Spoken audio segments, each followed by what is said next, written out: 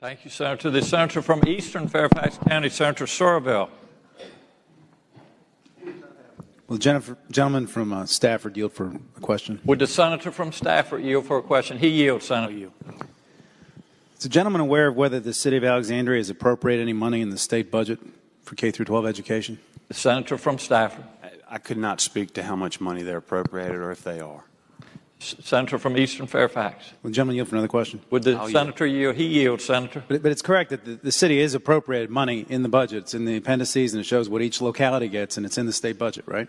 The senator from Stafford. Mr. President, I assume so. I can't speak to how much they are. Gentleman yield for another question? Would the senator yield? He yields, Senator. Is the gentleman's understanding that anything in the state budget trumps whatever we pass in terms of laws in this body? The senator from Stafford. I do, Mr. President.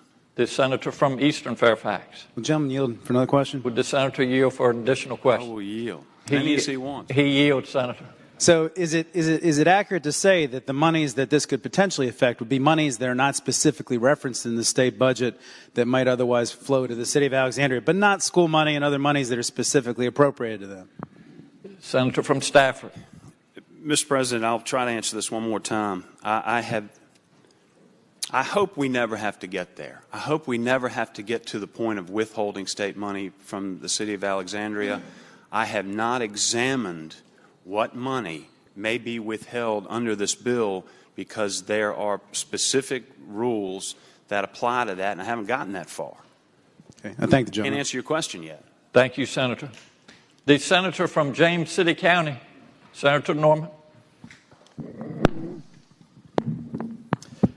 Mr. President, earlier this morning you were generous enough to introduce to the Senate Michael Lopez, who's a student from the College of William & Mary, which was in my Government 390 class. And one of the fundamentals that I try to emphasize to those young people is the integrity and the respect and the separation of powers and the foresight that our forefathers had in creating that separation of powers. And I would just say that there's some passionate positions on both sides of this issue, but I hope that we would not start embarking on our deliberations predicated on the anticipated action of the executive branch. I would certainly say that the governor's clearly articulated his feelings on some more volatile issues down the hall, and that is certainly his perspective. But by the same token, I don't think that that should chill or obfuscate the necessity of having legitimate debate on issues that come before the body. Thank you, Senator. The senator, senior senator from Fairfax County, Senator Saslaw. I would say to the senator from William & Mary that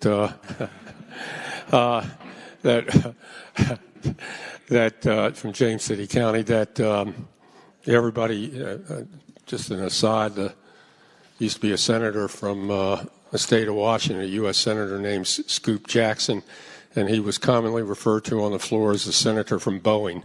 I certainly don't mean to chill any debate, but I also don't believe that the Senate ought to embark on Don Quixote-type missions either. Thank you, Senator. The senator from Western Fairfax County, Senator Morrison. Thank you, Mr. President. Speak to the committee substitute. The senator has the floor.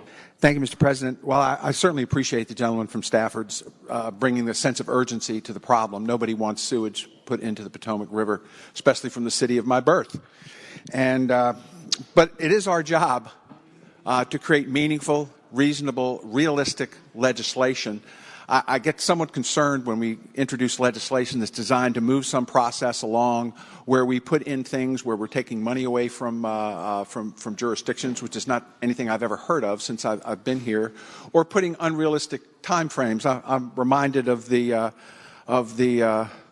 Ten Commandments, the movie, where the Israelites were asked to make bricks without straw, and an unrealistic and impossible exercise. And that's what this is. And I think it's very dangerous to start putting into things that are ultimately impossible to perform because we don't know how they're going to move through the system and what could happen. And we could actually pass something like that that would put the city of Alexandria in a very unfavorable situation. So I would ask that we reject the committee amendment and accept the floor amendment from the senator from Alexandria. Thank you. Thank you, Senator. The senior senator from Loudoun, Senator Black.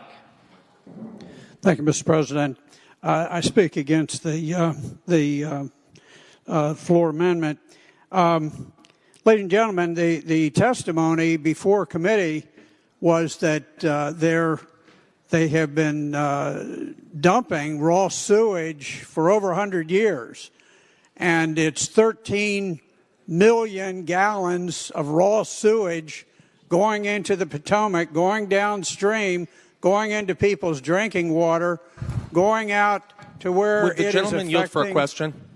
Senator, let's let him finish. Thank you. To where it is affecting the shellfish and all of the other things that people eat. And 100 years is a long time, and I think it is time that we help to light a fire and create a bit of a sense of urgency. I know that in my district, if we were dumping raw sewage, people would be all over us. And something would happen quickly, and people would not be terribly sympathetic. And I just think we need to get on with it. We need to light a fire. We can work through things as they go. But I don't like the idea of raw sewage being dumped into people's drinking water and poisoning their food. I don't think we ought to do it. And that's the environmentalist in me. But I guess that's where I am. Thank you, Mr. President. Thank you, Senator. The senator from Bedford, Senator Newman. Mr.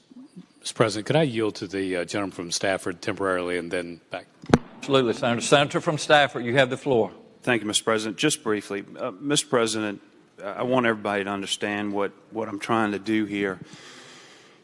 The city of Alexandria has been dumping 130 million gallons of sewage into the Potomac River for a long time. This just didn't start yesterday. It didn't start last year. It didn't start 5 years ago or 10 years ago. It's been a long time. And the EPA regulations that they are attempting to get towards really are for cities like Boston, a major metropolitan city. And so their regulations really don't address a city like Alexandria, and they've been to skate under the radar in this. Now, please keep this in perspective. They've been doing this for a long, long time. Under my bill, they still would dump 400 million gallons of sewage into the Potomac River before they fixed it.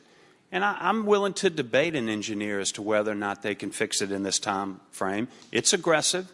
It may take them a couple more years to do it, but that's the problem. We haven't been able to get their attention. They've not made this a priority to fix it, and that's important. We have got to let them know that they've got to make this a priority to fix it. Let me put this into comparison.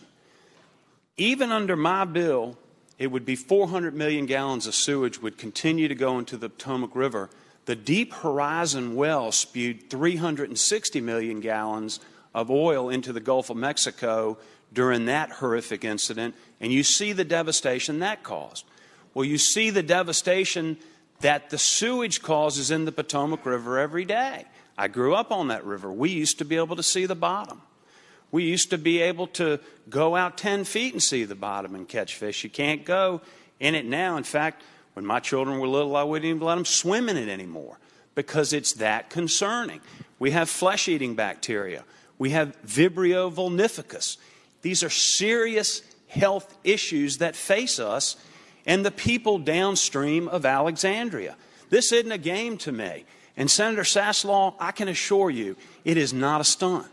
This is real for me, the people that I represent downstream, Prince William County, Stafford County, King George County, Westmoreland County, Northumberland County. I don't represent them anymore. We have to live in the sewage they dump in the river. That's unfair to the people that I represent. It's unfair to the rest of the people of the Commonwealth. We spend millions and millions of dollars trying to get this stuff out of the rivers and the bay, and yet they continue to dump it in. I get that it's an aggressive strategy. Lynchburg has spent a fortune, and they've worked hard to deal with those issues. So is the city of Richmond, and I'd contend that they didn't have the money to do it. One other thing I want to point out. Under the senator from Alexandria's substitute, and this is really important, you look at his language, he says to come up with a plan by 2020, which is where I actually want it fixed. And to determine what actions are necessary for the CSO to come into compliance with the CSO control policy adopted by the U.S. Environmental Protection Agency 59 CFR 18688 and submit a schedule and to comply with that. What you don't see is the following language that I have in my bill. And what that language says is, unless a higher level of control is necessary to comply with a total maximum daily load, the TMDLs. And that's important, and let me tell you why it's important. The senator from Alexandria has drafted a substitute that even if we agree to it and it goes into law, they can still continue to dump a bunch of sewage into the Potomac River because the standard is not strict. I know everybody in here wants to deal with this issue, and I admire the senator from Alexandria. He is supporting his people. Mr. President, I got an email this morning from a gentleman who lives in Alexandria, and I'm not going to read his name, but I'm getting emails from the citizens of Alexandria. Senator, as a resident of Alexandria, I fully support your bill to require the city to cease CSO by 2020. As you may know, the city spends a lot of money on a lot of nonsense, including converting miles of road to bike lanes. If the city has money for that, it should have money to prevent human feces from polluting our waterways. The people in Alexandria want something to be done about this. The City Council doesn't find it as a priority, and I think this bill will make them think it's a priority. Thank you, Mr. President. Thank you, Senator. Senator from Bedford. Mr. President, with an understanding that the velocity of the legislation must go through, I would ask that the bill go by for the day, and I'd like to speak briefly to that. Senator has the floor. Mr. President, I know there's been a lot of debate on this bill, but the fact is that the city of Lynchburg is incredibly grateful for what this legislature did for us. We had an enormous problem, and so did the city of Richmond. Alexandria has a different problem, but I think there is a need to move Alexandria forward because, as you know, the city of Lynchburg doubled their water rates, more than doubled their water rates, and that hasn't yet occurred, and there is an opportunity to make this a priority. So pushing toward a priority is important. Making it a realistic priority is the only way to do it. And the question, too, is there going to be another bond package that comes through that also assists? I'd like for us to have an opportunity to look at the difference between maximum effort that's reasonable and also not doing something that is impossible for the city. So, Mr. President, I'd hope that the bill go by for the day. Thank you, Senator. Without objection, Senate Bill 898 will go by for the day.